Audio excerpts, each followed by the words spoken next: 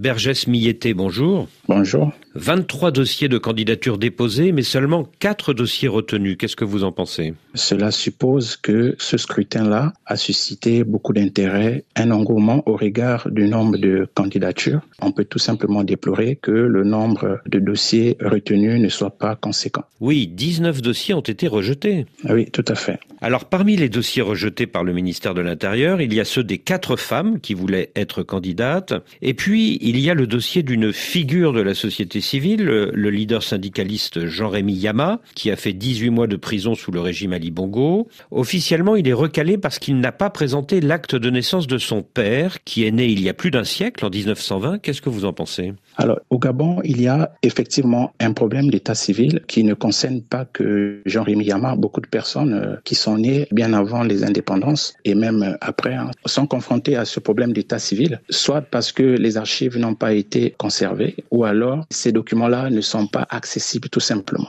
Je pense que, étant donné que les autorités sont conscientes de cette question-là, le problème d'état civil, je pense qu'il devait y avoir des mécanismes permettant de faciliter l'accès d'établissements, des jugements supplétifs, ne serait-ce que pour les candidats qui aspirent à la magistrature suprême. Alors Jean-Rémy Yama a introduit un recours devant la Cour constitutionnelle. Pour sa défense, il dit 2 choses. 1, qu'en 1920, l'année où son père est né, le Gabon n'existait pas administrativement. Et 2, qu'il est inscrit sur son acte de naissance à lui que son père et sa mère sont gabonais. Est-ce que les juges de la Cour constitutionnelle vont être en mesure d'entendre ces 2 arguments?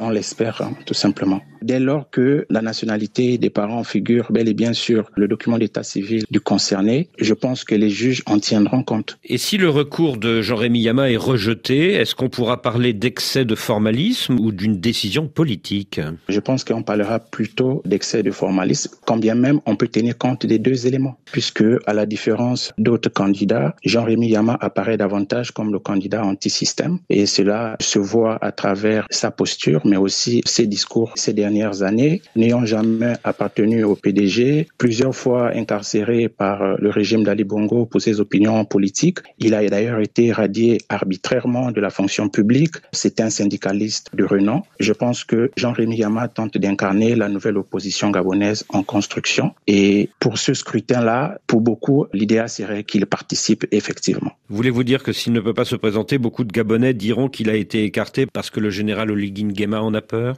Je pense que cette idée-là pourrait effectivement être mobilisée. Je pense que Jean-Rémy Yama a la particularité de pouvoir parler avec tout le monde. Et comme il n'a jamais appartenu officiellement au régime précédent, je pense que sa voix est entendue par beaucoup de Gabonais. Maintenant, si sa candidature est retenue, on verra sur le terrain comment il va se déployer. Longtemps, la Cour constitutionnelle a été présidée par Marie-Madeleine Boransuo, qui était une personnalité très proche du régime d'Ali Bongo. Elle a d'ailleurs été écartée au lendemain du coup d'État du 30 août 2023. Aujourd'hui, est-ce que le nouveau président de la Cour, le magistrat Dieudonné Abba Oono, est considéré comme un proche du régime de Brice Clotaire Oligui Nguema? Oui, tout à fait. Il pourrait être taxé de partialité en raison de sa proximité avec le président de la transition. Et d'ailleurs, sa nomination à la tête de la Cour constitutionnelle a fait réagir une certaine classe politique au niveau national.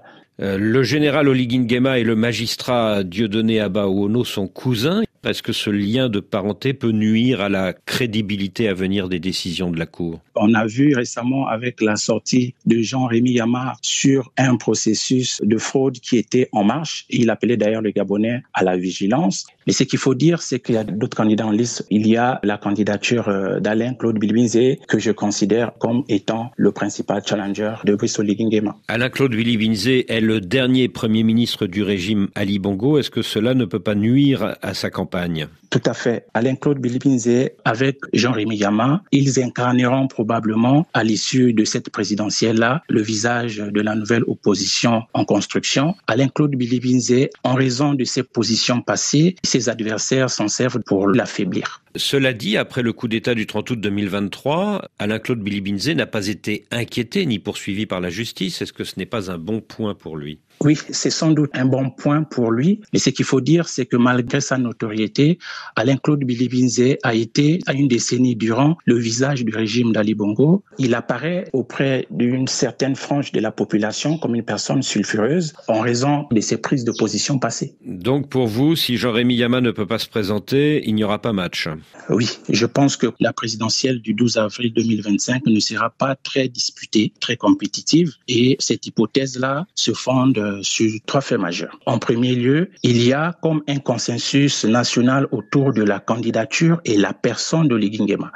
Autre élément, donc, Brice Oligui Nguema est l'auteur du coup d'État. Ce fait historique est source d'adhésion et d'admiration. Et dernier élément, Brice Oligui Nguema n'a pas, comme je disais tantôt, en face d'adversaires très fiables. Donc, faute de challenger, je pense que le scrutin présidentiel du 12 avril sera un match amical entre Oligui Nguema et un candidat de faible envergure. Bergès Mietté, merci.